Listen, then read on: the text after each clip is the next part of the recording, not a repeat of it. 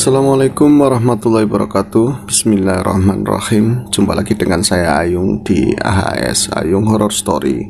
Seperti biasa kami akan menyajikan satu cerita horor untuk kawan-kawan semuanya. Semoga cerita-cerita dari kami masih tetap bisa menghibur. Dan apa kabar hari ini? Semoga semua dalam keadaan baik, sehat dan selalu bahagia. Kami harapkan seperti itu. Langsung ke cerita. Sebuah kisah horor yang dialami oleh Mas Jalil sekitar 3 bulan yang lalu. Mas Jalil itu kawan kecil saya ya. Kami itu beda 3 tahun mungkin. Beliau di atas saya. Kalau kecil itu sering dititipin sama nenek saya, sama Mbak Uti, supaya ngejagain saya karena waktu itu kan paling kecil ya, supaya nggak nangis, supaya nggak ya kenapa-napa kalau misalnya mainan. Nanti kan dikasih upah entah 100 rupiah atau 50 rupiah, itu dulu gede banget kan. Terkesan kayaknya zaman bahala banget ya, tapi ya memang seperti itu. Dulu itu uang 100 rupiah itu bisa untuk membeli berbagai macam jajanan yang sangat menjanjikan saat itu, yang sangat keren-keren, enak-enak lah ya saat itu, seperti es lilin, ada ciki anak mas, jajan-jajanan kuna-kuna lah. Bahkan ada jajanan tradisional yang memang harganya itu masih ada 5 perak. Jadi 25 itu bisa dapat 5 biji. Seperti kami itu di sini namanya keplak. Jadi seperti aci tepung begitu ya, diadoni lalu dipipihkan, ada lebar paling segini lah ya. Terus nanti digoreng, itu 5 rupiah. Zaman dulu itu Mas Jalil sering dipercaya untuk, ya selain Mas Ahmad, ganti-gantian lah mereka berdua untuk ngomong saya. Ya pada akhirnya pada saat main sih ketemunya Mas Jalil juga main sendiri, saya juga diumbar, sering nangis juga kan. Tapi kan kalau lagi nangis saya diancam, menang. Nanti kalau nggak diem nanti dibawa kolong wewe atau apa. Nanti saya itu diem. Padahal dia takut nanti ketahuan sama nenek saya kan. Terus waktu berjalan begitu cepat. Kami sekarang sama-sama dewasa, bahkan Mas Jalil sekarang sudah memiliki 3 orang putra, ya putra putri, ada 3 orang ya. Yang saya tahu kontak kami kurang baik karena memang ia sudah selama ini ya sama-sama lalang buana, sudah kemana-mana, tidak bahasa sininya, mengendi-endi orang itu kan kemana-mana, tidak bahasa Indonesianya. Jadi yang saya tahu belakang terakhir itu beliau itu dagang di sebuah kawasan industri di Jakarta sana. Terus saya dengar lagi katanya sudah nggak dagang, ya dampak dari pandemi lah. Terus setelah itu saya nggak tahu lagi apakah dia itu mukim di kampungnya istri di daerah Pemalang sana, atau mungkin tinggal di mana, saya nggak ada kabar. Karena memang kabar dari satu kawan ke kawan lainnya biasanya dari kawan lagi ya kan, dari kawan kecil ya, dari kawan kecil yang lain misalnya ketemu. Kalau misalnya nggak ketemu mereka ya blank, nggak ada kabar sama sekali. Kemudian itu ya tiba-tiba lah ya, saya nggak nyangka sama sekali, sekitar 2 minggu yang lalu beliau itu datang ke rumah mertamu gitu ya. Ya tentu dengan penampakan yang agak berbeda, ya mulai menua lah, mulai rapuh, mulai inggrang-inggring. Apa ya, nggak setegap dulu. Dia itu kan ada codet di sini ya, walaupun codetnya itu kena beling, tapi kalau di depan umum kan kelihatannya oh ya preman bekas kebacok gitu, padahal kena beling, lagi jatuh dulu itu mainan, dorong-dorongan, lari-larian, terus nyemplung ke itu tempat sampah Belumbangan, ada beling. Jadi di sininya itu berapa jahitan lah seperti itu. Tidak, agak berbeda sekarang. Bahkan saya itu kalau ketemu sama Jalil bahagia sekali. Karena apa? Jalil itu selalu membawa suasana yang sangat ceria, senang bawaannya, lucu terus, kalau ngomong apa aja lucu. Terakhir ketemu 2 tahun yang lalu apa setahun yang lalu, 2 tahun mungkin ya, ketemu suasana lebaran walaupun singkat begitu ya, tapi yang ngocol, ngebanyol terus lucu. Namun ketika pertemuan yang sekitar seminggu atau 2 minggu yang lalu, seminggu yang lalu itu dia berubah. Nggak seperti yang saya harapkan nanti bakalan lucu. Gembira sih ketemu sama Mas Jalil, bagaimanapun dia kan kawan lama, sering ngomong saya gitu ya.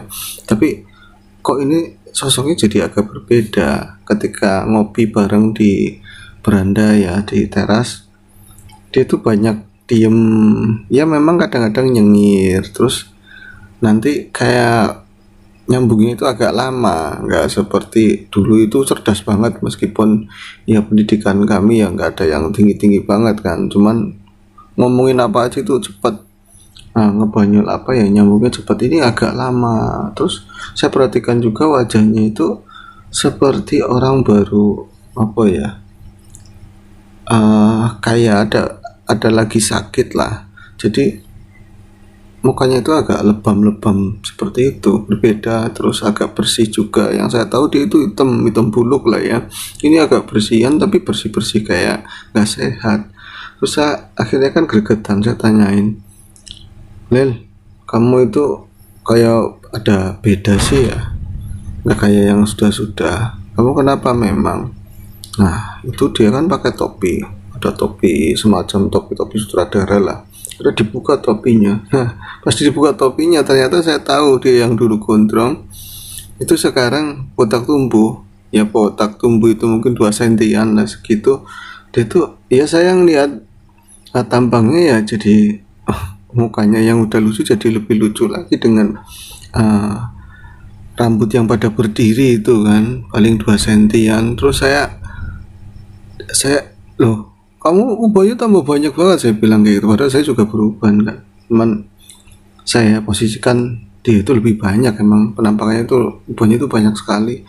Tadi itu nggak jawab, terus langsung memiringkan kepala, dia ngasih tahu kepala yang sebelah kanan di atas kuping sini. Saya kaget kan pas diliatin kepalanya, loh emang kenapa itu? Jadi sininya itu saya kaget banget, di sininya itu kayak ada macam huruf Y, tapi bukan tato ya, bukan juga dibentuk saat potong rambut, namun ini pilak. Pilak apa bahasa Indonesianya ya? Pilak itu sebutan untuk bekas luka dalam atau luka jahitan di kepala, terus nanti kan tidak tumbuh rambut halus begitu ya, itu namanya pilak kalau di sini. Bisa jadi bukan karena luka kecelakaan, luka sayat atau luka jahitan, tapi wudunen sing menaun gitu kan, itu jadi pilak. Bisa ada luka lah, ada koreng di kepala, itu bisa jadi pilak. Itu dia ada pilak yang membentuk huruf Y, jadi dari sini ke sini ngafi begitu kan, terus agak panjang di atas kuping. Tuh kamu itu kenapa? Ini 27 jahitan Yung. Apanya itu dijahit? Saya bilang iya. Emang kenapa? Saya jatuh dari mana? Dari motor. Kamu jatuh dari ketinggian berapa meter? Saya bilang lagi pas kerja. Kapan? Masih lama atau baru-baru ini? Ya masih baru ini aja, pas pertigaannya itu di sini tuh masih agak benyok Yung, agak benyok. Saya tuh ngeri kan, kepala kok benyok. Nih dia contohin di sebelah kanan itu bunyi tak tak tak tak, disentuh pakai ini kuku ya, diketak-ketak itu bunyi tak tak tak. Kalau di sini tuh bunyinya blek blek blek blek, ya beda. Nah tempurung kamu nggak apa-apa batuk kepalanya? Ya nggak tahu, saya nggak tahu, pokoknya kayak gini jadinya. Oke, kamu cerita. Pantesan saya hubungin ya, dari tadi tuh banyak diem, terus kadang-kadang nyengir sendiri kan, agak telat bawaannya kalau diajak ngobrol. Apakah memang luka itu begitu dalam ya kan? Kayak luka hati ya, luka itu begitu dalam sehingga ada beberapa saraf-saraf yang belum terkoneksi dengan baik, belum bertumbuh sempurna, akhirnya loadingnya agak lama, mungkin seperti itu ya. Akhirnya saya suruh cerita, dia tuh, kamu awalnya itu gimana? Saya itu Yung, yang kemarin itu kan sempat nganggur agak lama, terus saya diajak sama kakak saya, diajak ke kerja. Wong saya laki-laki harus nafkah, harus, saya punya anak 3 kan, sekolah semua. Kemudian saya tuh kerja bangunan, ikut ya sipil lah. Kalau bangunannya kakak saya kan agak bonafit, dia di bawah PT bonafit begitu kan. Saya ikut ke Jakarta, tadinya di kampung. Kemudian ikut ke sana, yaitu ini kayak renovasi gedung lah, itu ada di lantai bawah. Nah terus ya saya nggak inget, pokoknya saya begitu aja tahu-tahu di rumah sakit. Ini nggak jelas, saya bilang jatuh itu ada harus awalnya itu gimana, ada peristiwa kenapa jatuh, terus tadinya mau ngapain gitu saya tanyakan kan, tapi dia nggak bisa menjawab dengan baik. Dia cuma bilang gini, saya itu yang jelas masuk ke tadi ya ke gedung tersebut, saya udah nggak enak hati, udah mulai perasaan itu nggak enak yung, karena saya rasa itu tempatnya anyep banget, tempatnya itu ini sintru, karena memang gedung yang sudah lama nggak dipakai sih. Nah, di beberapa ruangan saya ngelewatin ada beberapa pekerja, mereka juga nggak kayak kerja bikin rumah itu kan biasanya bareng-bareng satu lokasi itu rame. Ini kayak sendiri-sendiri, satu ruangan tuh sendiri-sendiri, paling banter ada 2 orang. Nah, saya diantar ke belakang, itu suruh bobok bikin lubang ini tembok ya, nanti bakal buat menarik instalasi baru. Nah, saya ditanyain sama mandor, bisa ngerida mas? Bisa. Pahat, main pahat, bisa semua bos. Listrik juga tahu sedikit tahu. Ya udah ini bobok dulu. Nah, saya di kamar di ruangan tersebut yo, itu ada semacam ruangan agak gede lah ya, ruangan di lantai bawah itu agak gede. Cuman di situ tuh gelap semua dua-duanya. Ya gelapnya karena nggak ada aliran listrik, tapi makin ke dalam makin anyes. Dari depan aja pertama saya masuk saya udah merasa agak merinding, pas di ruangan yang saya nanti akan pegang, akan saya kerjain itu rasanya itu udah enak banget di situ loh. Jadi campur aduk antara serem, udah bangunan itu udah lapuk banget ininya ya, cacatnya udah buram. Nah itu dapat tahu dari mana, kan gelap ya kan, bosnya bawa ini, mandornya bawa senter, saya aja pegang headlamp, di depan itu kan dikasih headlamp juga, saya senterin. Aduh, kerjaan gelap-gelap begini saya pikirkan.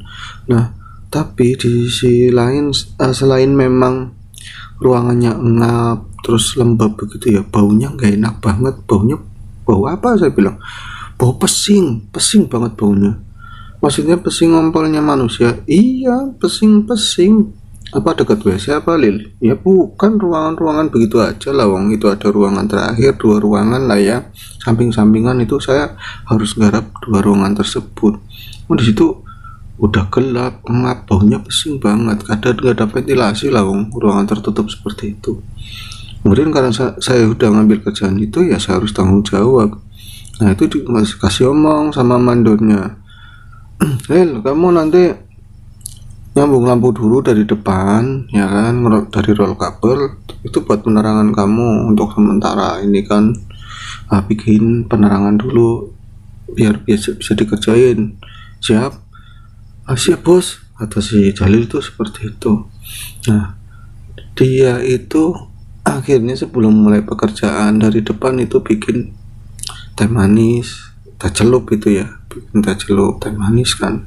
Kemudian ditaruh di ruangan sebelah, ruangan yang mau dikerjain itu kosong ya. Di sebelah itu ternyata ada beberapa alat-alat pertukangan kayak cungkir, sekop, macam-macam lah. Di situ juga ada beberapa tumpukan material, semen-semen bekas.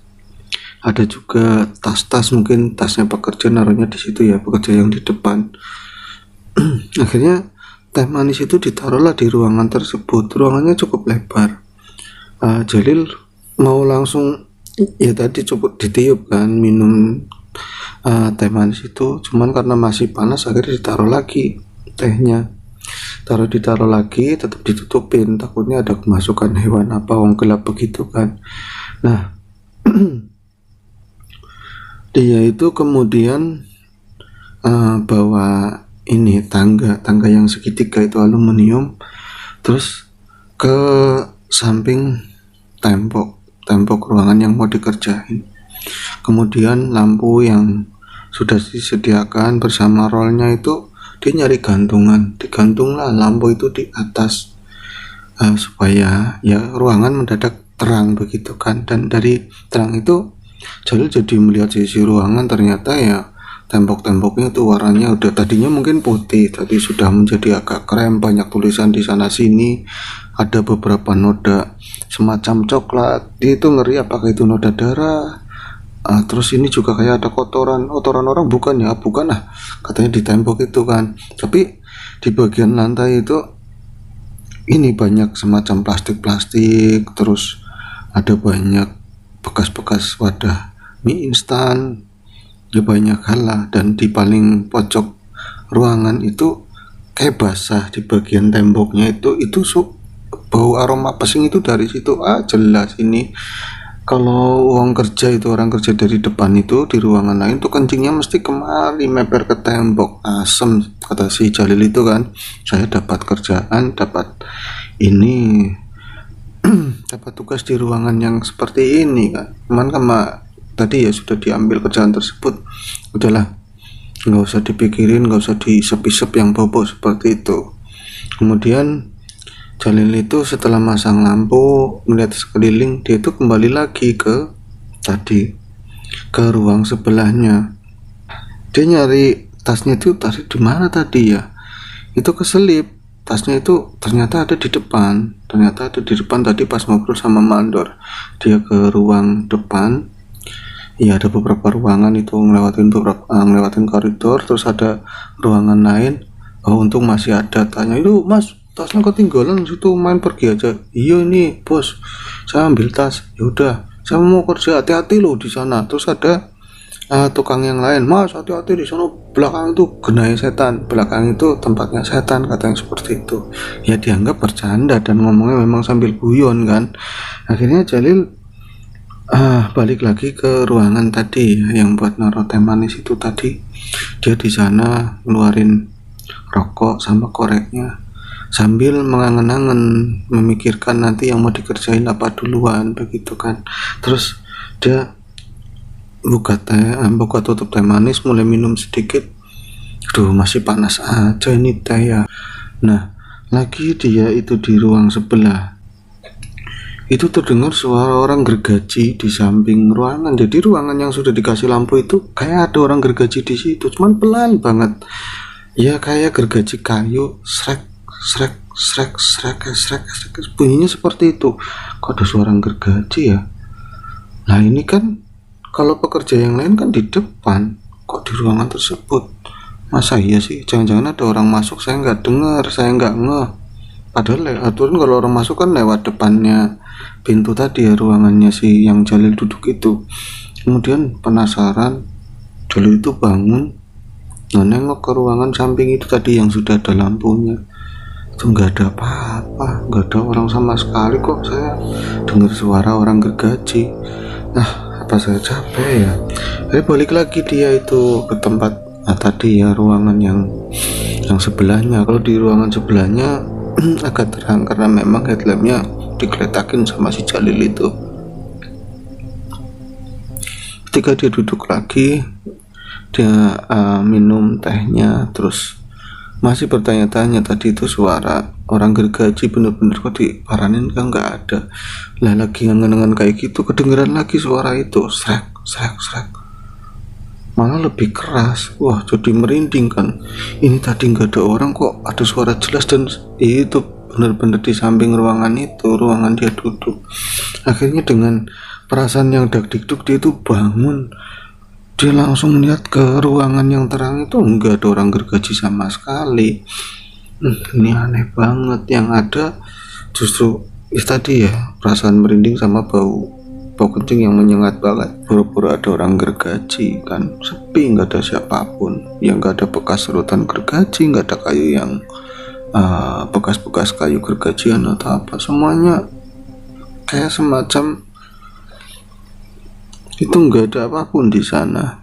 Balik lagi dia, akhirnya teh manisnya ditutup. Aneh banget, saya kok kayak denger ada orang gergaji tapi nggak ada wujud. Kalau misalnya bekerja dari depan ya harusnya lewat depan saya, di belakang kan buntu, nggak ada ruangan lain. Aduh, ini kayak ada yang nggak beres. Nah, dari mulai saat itu dia sesekali itu merasakan kayak tengkuknya itu merinding. Kadang-kadang di tangan itu bulu-bulu kuduknya itu merinding.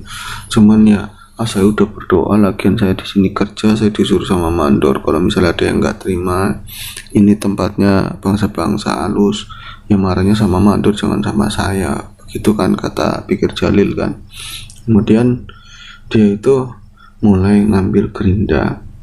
Setelah selesai dijolokin, dia itu niatnya mau bikin tarikan dari tembok itu lurus ke bawah di gerinda, karena tembok walaupun tembok lama, tapi kan tembok-tembok seperti itu kan keras sekali, kalau nggak dibantu sama gerinda buat dipahat itu sulit.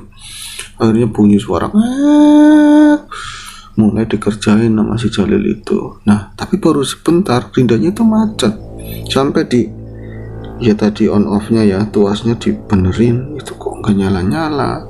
Nah diurutin ke bawah, di stop kontak juga baik-baik saja. Nah kalau pas dicoba di bawah bunyi lagi. Nanti kalau di atas itu baru bunyi sebentar itu mati. Aneh, ini ada yang aneh, kayak ada di pikiran Jalil kayak ada yang ngalang-ngalangin saya ya, mau berisik-berisik atau mau bikin rindaan di tembok ini. Akhirnya dia, karena tadi itu sempat dengar suara gergaji, ini aneh, gerinda itu mati terus, dia tuh mulai menghubung-hubungkan jangan-jangan memang gak terima ruangan ini bakalan saya bongkar, saya bobok gitu kan.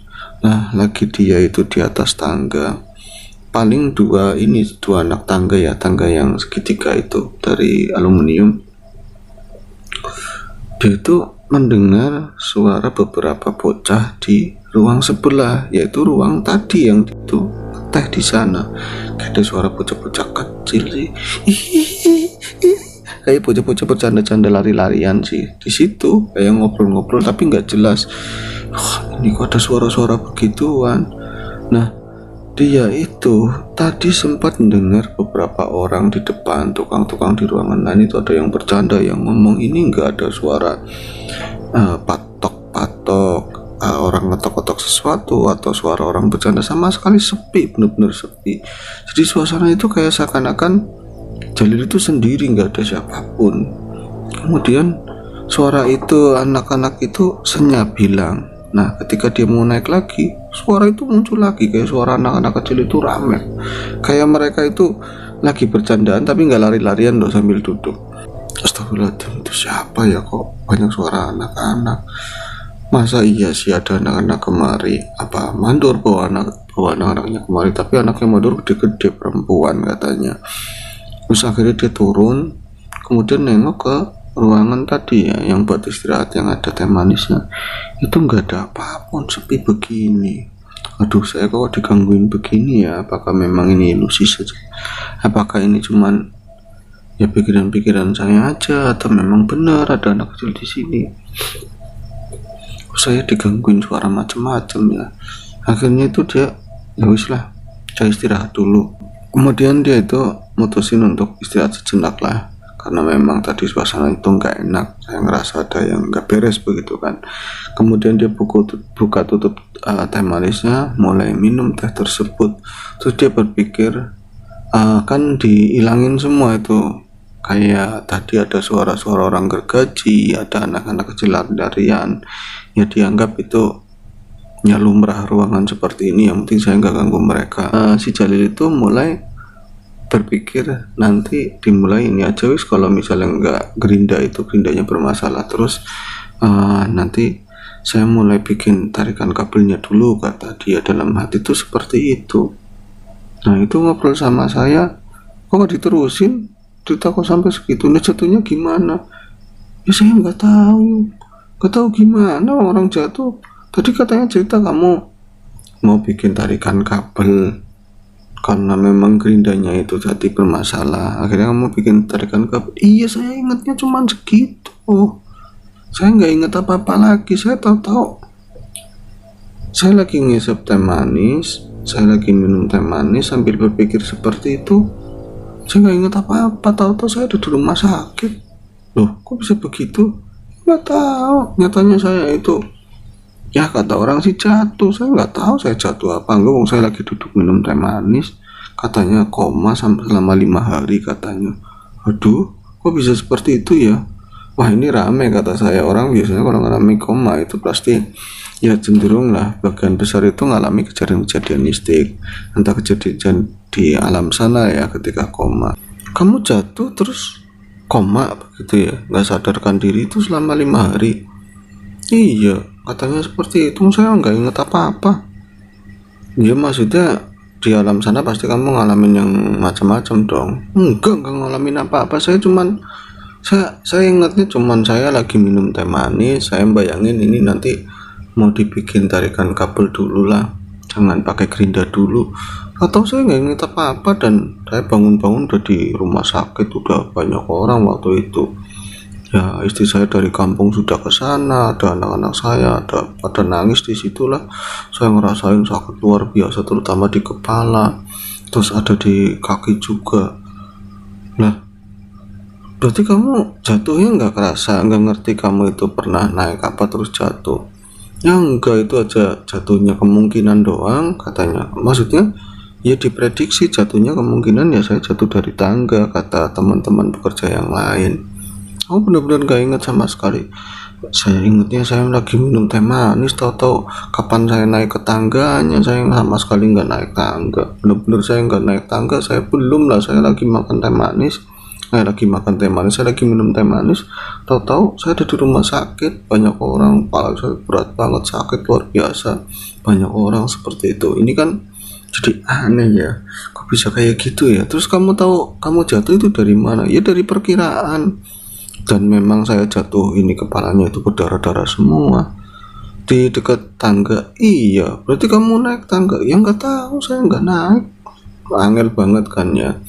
Nah, yang menemukan siapa? Pekerja yang lain. Mereka juga katanya nggak dengar suara orang jatuh sama sekali. Kalau misalnya terus jatuh juga di bawah itu kan nggak ada apa-apa, Yung. Cuman adanya keramik, terus nggak ada, ya palingnya bungkus-bungkus bekas rokok apalah, kotor-kotor sedikit.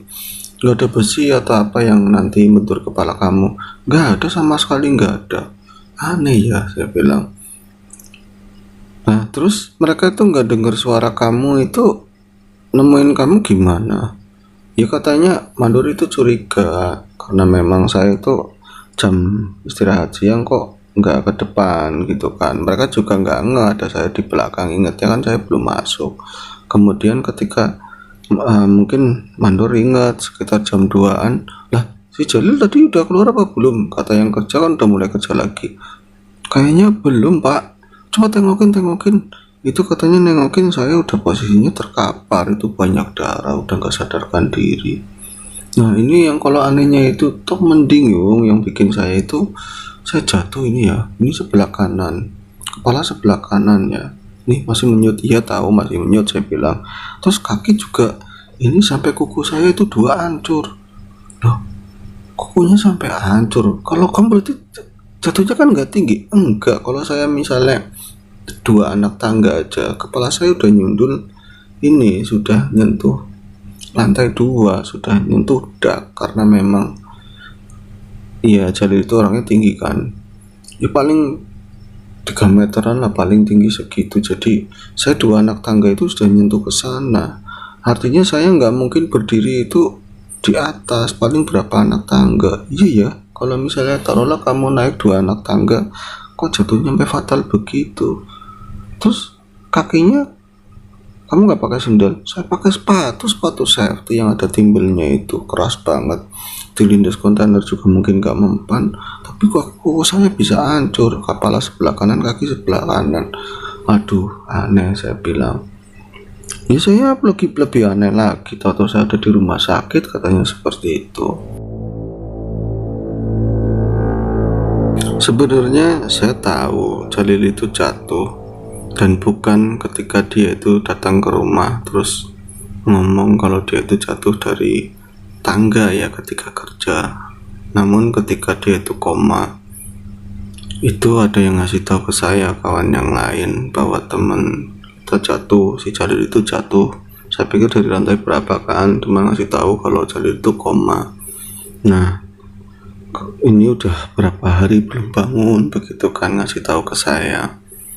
Nah, ketika dia teman saya kan setelah berapa bulan ya pengobatan, karena dia di Jakarta, saya juga tidak bisa ke sana, itu ngomong kalau selama masa pengobatan itu Jalil itu sering marah-marah, sering gak mau minum obat, terus responnya itu kurang, terus ngangkat benda, walaupun sampai rokok itu ringan banget ya, itu nggak bisa ngangkat tangan yang sebelah kanan. Terus itu ada banyak keanehan-keanehan. Nah, kalau secara medis sih bisa dijelaskan karena mungkin ada saraf yang kena ketika kepala ya sebelah kanan, mungkin otak kanan, otak kiri ya, kepala kan ya tempatnya otak ya, jadi mungkin ada saraf yang kena atau gimana. Proses penyembuhannya itu cukup lama, sampai ya 3 bulanan atau 2 bulanan. Main ke tempat saya itu termasuknya udah cepat sih, masih beri keselamatan. Nah itu dapat laporan dari teman, banyak dia itu kurang connect. Akhirnya saya diceritakan katanya jatuhnya itu nggak inget sama sekali. Terus ya persis apa yang diceritain tadi, saya cuman pengen pura-pura saya nggak tahu gitu kan. Saya pengen ngerti langsung dari si Jalil supaya cerita sama saya langsung itu ngalamin apa aja, bagaimana. Ternyata memang benar Jalil itu nggak kerasa apapun. Ketika jatuh pun dia yang ingat itu sekedar ketika dia lagi minum teh manis, lagi ngeliat mengangan-angan nanti mau dikerjain apa, atau udah di rumah sakit. Di beberapa kasus ketika orang mengalami koma, entah berapa hari, entah berapa lama, biasanya mereka mengalami sebuah ya pengalaman-pengalaman goib di alam sana ya, di alam ketika dia tidak sadar begitu kan. Ketika saya itu ngobrol sama Jalil, bener-bener sama sekali dia itu nggak ngalamin apapun. Dia itu inget ya seperti tadi, minum teh manis, kemudian tahu-tahu ada di rumah sakit dengan kepayahan, dengan rasa sakit yang luar biasa. Saya cecer bener-bener, siapa tahu kamu mengingat sesuatu, tapi dengan ya saya nggak mau maksa sih, takut kadangnya nanti malah ndak baik. Cuman bener-bener dia itu, saya nggak ngerasa apapun, nggak ada pengalaman apapun, nggak ngeliat apapun ketika di sana. Semua itu kayaknya saya lagi minum teh manis, atau bangun saya udah sakit luar biasa di rumah sakit gitu. Nah tapi dia, ya saya kan penasaran gitu kan, cuman dia tuh nambahin ketika itu, tapi justru pengalamannya itu setelah saya sadar yuk. Maksudnya ya itu kan saya sadar sebentar tuh, terus saya mendapati tubuh saya itu nggak enak banget, tubuh pada sakit semuanya. Terus katanya saya habis dioperasi. Wah, kepala saya, baru-baru saya megang kepala, tangan saya itu nggak bisa diangkat sama sekali, sedikit aja jari saya digerakin aja nggak bisa. Jadi dia itu jatuh di samping, memang kepalanya kena, kakinya kena. Dulu itu di talangan sini, di tulang apa tuh di sini ya, itu pernah kecelakaan motor, jadi pernah patah. Kemudian dengan jatuhnya Mas Jalil itu, sini itu ada geser lagi, jadi ya mungkin, tapi bukan tulangnya sih, ada urat atau yang ketarik atau gimana, mengakibatkan dia itu responnya untuk bergerak itu nggak bisa. Nah ketika saya mengalami sakit banget semuanya itu, akhirnya kan saya diminumin obat ya. Dari obat itu saya tuh tidur. Nah di sana inilah baru saya mulai ngalamin ya sesuatu yang aneh-aneh yung. Saya bilang, ya kamu lihat apaan? Saya di sananya ya, ketika saya tidur lagi, entah saya itu pingsan atau apa, saya nggak ngerti. Yang jelas saya di sana itu, saya merasa seperti ada di tempat yang karena saya tahu, tapi entah di mana lah. Posisinya itu kayak di tengah-tengah hutan, ada setapak kecil. Terus saya berjalan di sana, membelah hutan tersebut ya, pohonnya tinggi-tinggi, rindang banget, sampai mungkin waktu itu sore atau siang hari saya nggak bisa melihat matahari sama sekali, gelap gitu ya, suasana itu gelap. Saya sendirian, bahkan saya itu merasa di sana itu bingung banget, saya itu di mana, ini saya di mana, saya pernah merasakan itu kapan ya saya kesini. Nah ketika saya bingung itu, saya mulai muter ngeliat ke kiri kanan, ngeliat ke atas. Saya tuh perasaan dipegang itu oleh banyak orang, dipegangin tangannya tuh semua, dari tangan, badan, itu kaki semua dipegang begitu kan. Cuman saya nggak tahu yang megang itu siapa, bener-bener nggak ada orang datang. Tahu-tahu saya kayak ditarik begitu ya, ditarik, digelandang masuk lebih dalam lagi ke hutan. Yang tadinya saya masih jalan itu, lama-lama saya kayak keangkat kaki saya, bener-bener ada yang manggul, tapi saya nggak ngeliat yang manggul siapa. Jadi posisinya itu saya terlentang, terus saya tuh ngambang, perasaan itu ngambang yuk. Wah, saya itu takut luar biasa itu rasanya itu ya, takut ya, ini yang bawa saya itu siapa. Saya ngerasakan banyak tangan-tangan yang megangin saya tapi wujud itu nggak ada. Nah, kemudian itu saya nggak inget apa-apa lagi. Saat itu saya takut, terus gelap. Nah, setelah itu saya merasa ada di satu tempat yang, ya, lagi-lagi saya pernah ingat tapi di mana itu ada batu besar di sana. Saya berdiri di situ, terus nggak ada siapapun, cuman saya sendirian. Terus ada banyak air, ya airnya itu ya menggelap ya, mungkin bening, ada suara air gemericik juga. Cuman pandangan saya ke depan itu ya hutan, sekeliling hutan, cuman itu ada batu besar di sana. Nah, terus setelah itu saya melihat ada satu orang, awalnya satu orang itu datang, pakainya itu putih bersih begitu ya. Sandangannya kayak orang-orang dulu yang mungkin pakai ikat kepala atau pakai sorban lah seperti itu. Itu datang satu orang, terus datang lagi satu orang lagi, itu sampai 3 orang. Tapi saya nggak begitu jelas lah, wong dia berdiri juga nggak deket sama saya, cuman datang lah dari arah kejauhan. Terus saya kan bingung, saya nanya, kalian itu siapa, kalian siapa. Cuman di titik itu saya nggak bisa melihat wajahnya itu kayak apa, wong mereka itu berdiri tapi belakangin saya. Terus dia bilang gini, kamu mau pulang? Iya, saya mau pulang, saya nggak mau di sini. Itu lewatnya sana, itu dia nunjuk ke samping, salah satunya itu nunjuk ke samping sebelah kiri. Nah, di sana jelas ada setapak. Sana kalau mau pulang kamu lewatnya situ, itu aman, nanti kamu bisa pulang. Itu saya karena lagi ketakutan, saya juga nggak tahu ada di mana begitu kan. Saya pengen pulang, akhirnya saya pulang. Saya itu lewatin jalan tersebut, jalan setapak itu yung. Nah, tahu-tahu saya itu bangun, wah posisinya sakit lagi di rumah sakit. Itu tapi yang ngejagain saya sudah teriak-teriak, saya udah kesakitan. Istri saya itu gak bangun sama sekali, kayak mungkin dia kecapean atau apa ya, tapi nggak lumrah lah, dia itu tiduran ya telungkup di samping saya baringan. Saya kan nggak bisa apa-apa, nggak bisa gerak sama sekali, cuman mulut mungkin saya teriak tapi kedengarannya itu kecil ya, nggak tahu. Istri saya itu nggak bangun, nggak apa. Nah, saat kayak gitu saya itu mengalami hal aneh di rumah sakit tersebut. Kemarin sih karena memang bangun cuma sebentar. Nah, ketika ini saya kan terjaga ya. Saya melihat di pintu itu nggak sepenuhnya terbuka. Saya tuh beberapa kali melihat ada bayangan hitam yang melintas di depan pintu, melintas begitu ya.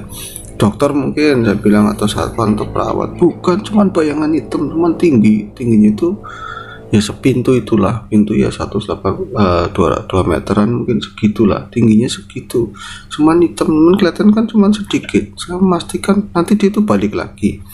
Nah, saya lagi curiga, saya mulai takut, siapa ya yang bolak-balik itu, kok hitam, cuman hitam, mungkin bukan orang. Lagi saya itu mikir seperti itu, tahu-tahu makhluk itu ada di kamar, itu benar-benar ada di kamar, di pojok, di sudut sana dekat meja. Ya Allah, saya dalam takut itu saya nggak bisa ngapa-ngapain. Makhluk itu ada di sana. Wujudnya apa nih wujudnya?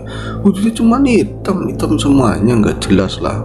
Pokoknya seperti bayangan namun pekat, dia hitam itu ada di pojokan. Terus nanti gerak sedikit, geser ke pojokan yang lain. Saya anehnya bangunin istri, tapi istri nggak bangun-bangun. Nah, nggak lama itu makhluk itu keluar, bukannya buka pintu, nembus begitu aja lah ya. Wah, aneh, saya bilang, ya kalau nggak aneh mending. Itu nggak lama pintu dibuka. Terus justru dokter yang bangun istri saya. Nah, ketika dokter itu deketin saya mau meriksa keadaan saya mungkin ya, saya melihat di belakang itu ada bocah-bocah kecil tuh banyak banget. Namun mukanya saya nggak bisa ngeliat karena memang ya rendah begitu ya. Saya mau nengok nggak bisa, itu banyak anak-anak kecil di belakang dokter. Saya nyampe ngomong gini, dok, itu bocah-bocah siapa dok? Bocah-bocah mana ya pak? Bocah-bocah belakang dokter. Dia itu udah pak, nggak usah yang macam-macam, bapak yang penting istirahat biar cepat sembuh, katanya seperti itu. Nah, Akhirnya saya tuh nggak tahu disuntik apa atau dikasih obat apa, saya kembali tidur lagi atau pingsan atau tidur. Di alam mimpi mungkin ya, saya ketemu lagi sama 3 orang yang menyelamatkan saya, yang ngasih unjuk saya jalan pulang. Salah satu dari mereka itu ngomong, kamu pengen cepat pulih, kamu ikutin gerakan saya. Nah, satu orang itu ngajarin saya yung gerakan-gerakan seperti semacam gerakan silat lah. Ini katanya nanti kalau sembuh, kalau nanti kamu udah pulang, badannya lebih enak kalau ikutin gerakan dengan benar. Tapi di saat yang kayak gitu kamu nggak ngeliat juga mukanya seperti apa, nggak ngeliat, dan tempatnya berbeda, kayak tempat bersih begitu ya, dan nggak gelap. Memang backgroundnya gelap, cuman tempat itu bersih lah. Nah, nggak lama saya emang bangun, dan ketika bangun itu mending, rasanya itu jauh lebih baik daripada ketika saya itu mulai merem lagi. Jadi badan udah mulai enak, saya bahkan tangan saya udah mulai bergerak. Wis kan diceritain saat itu, setelah kejadian itu lama di rumah sakit, mengalami pertemuan-pertemuan sama makhluk-makhluk yang ada di rumah sakit. Katanya dia meyakini bahwa rumah sakit itu tempatnya hantu, karena tadi banyak sekali dia ngelihat ada perempuan yang tahu mukanya itu sebelah, ada juga yang kayak belum berdarah kayak kecelakaan. Itu neror sih, Mas Jalil itu benar-benar neror. Nah, yang paling ini kan dia itu paling susah untuk recovery, untuk perbaikan luka dan lain-lain. Kemudian kan dirawat di rumah, dikontrakan begitu kan. Di situ kata Jalil dia mulai ngalamin hal-hal yang anehnya itu, kayak dia tuh bisa dengar sesuatu yang jauh banget, kayak pendengaran hipersonik lah, supersonik seperti itu. Ada kucing di suara jauh itu dengar, ada suara orang mau jualan bakso keliling. Saya bilang ke istri, ini bener lagi ada tukang bakso keliling. Ya bener, akhirnya benar-benar seperti itu. Wah, sakti kamu bisa begitu ya. Ya akhirnya ngobrol-ngobrol, tapi untuk masalah sisi-sisi yang lain kita nggak ngobrolin. Saya juga nggak maksa untuk Mas Jalil itu mengingat. Yang pasti dia pengen tahu kenapa itu kaki sama tangan itu yang luka semua. Akhirnya saya kan dapat cerita dari teman juga, selama ini Mas Jalil itu sering, ya pada saat nganggur itu sering ikut orang ke tempat-tempat nyepi, pertapaan, ke ziarah-ziarah seperti itu, sampai ke seluruh pulau Jawa. Dan setiap singgahan dia itu di sebuah perairan pasti bawa airnya sebotol, kata teman saya seperti itu. Akhirnya pas dia itu nanya kenapa yang luka kanan semua ya, saya bilang ya kanan, kanan itu biasanya simbol yang benar. Kamu itu kepalanya yang luka seperti itu, ya mungkin itu teguran. Kalau kepala kan simbol untuk pikiran, kamu selama ini sejauh ini pikirannya mungkin salah, memikirkan satu hal, memandang satu hal itu salah, makanya diingetin yang kenakan kepala. Nah, kalau kaki saya juga ini hancur. Nah, jempol-jempolnya itu kukunya pada kelet semua, itu pada ringsek kukunya. Ya kalau kaki kan simbol perjalanan. Jadi jalan kamu mungkin selama ini banyak yang, ya bukan saya mau ngejudge gimana, kamu yang tahu sendiri, mungkin jalan kamu banyak yang salah.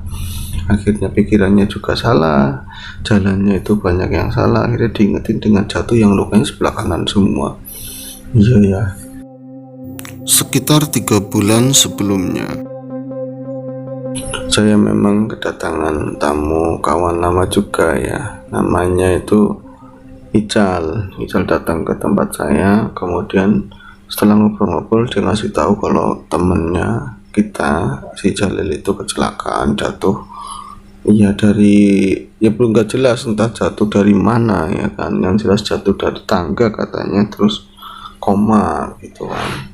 Koma sudah berapa hari, dia ngomong apa ya, minta tolong supaya Jalil itu bisa balik lagi. Menurut pandangan kamu itu kayak apa Yung, kata teman saya seperti itu.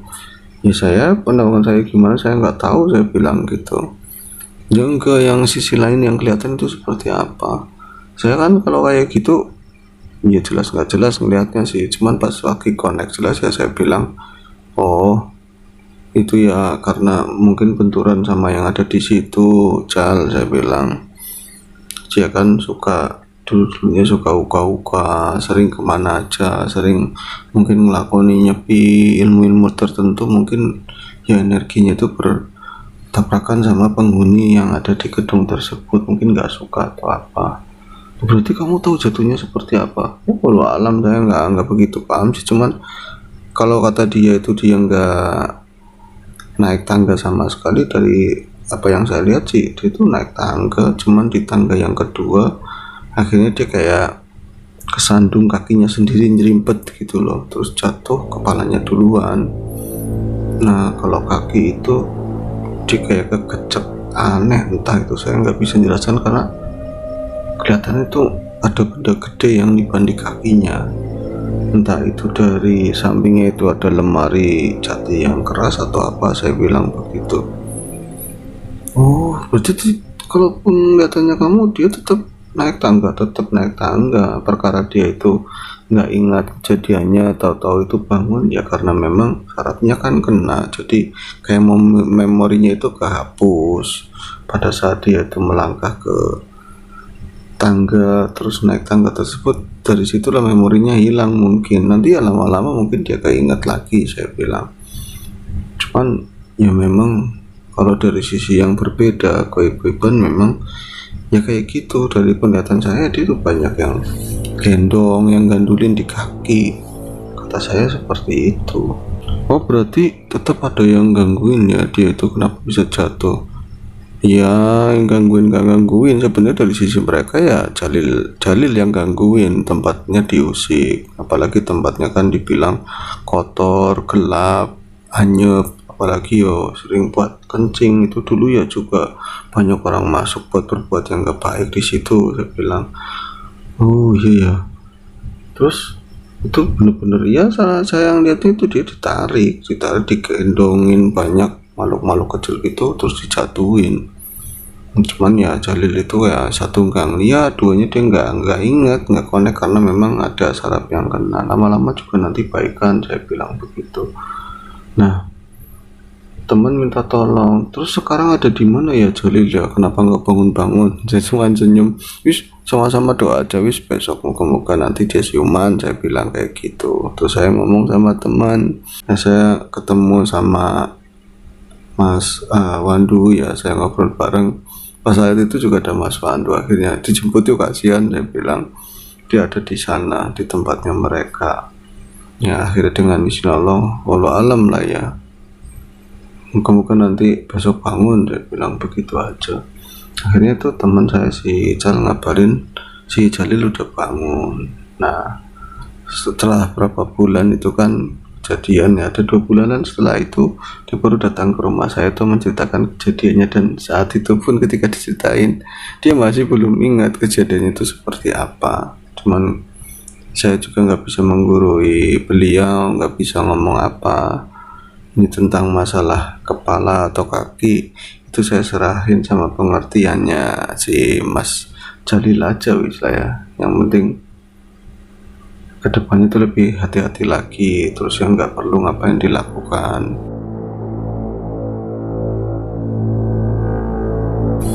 Setelah hari itu Jalil sering ke rumah karena memang orang tuanya kan rumahnya nggak jauh tempat saya, sering wirawiri.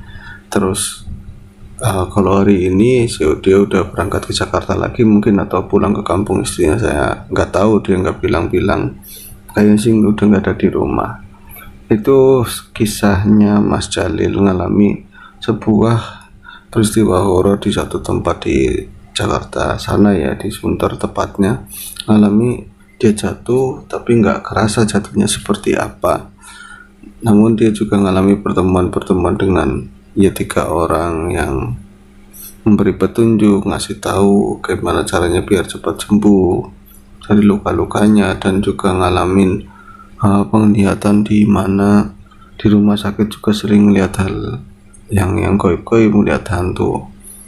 Ya bisa silakan monggo diartikan apakah dia benar-benar melihat hantu, apakah memang karena memang gangguan di kepala tersebut akhirnya membuat seperti dimensi itu jadi ngeklik gitu ya.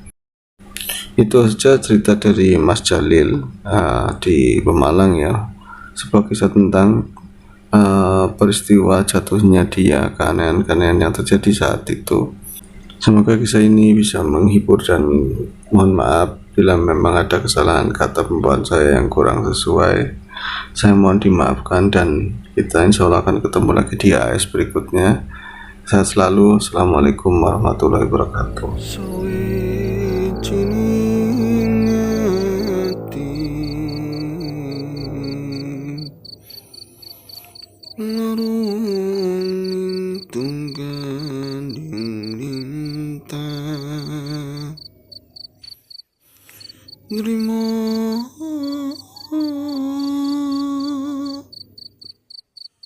Nrimo ing pandum panguripan mrakarya ing sajroning jagat Gusti.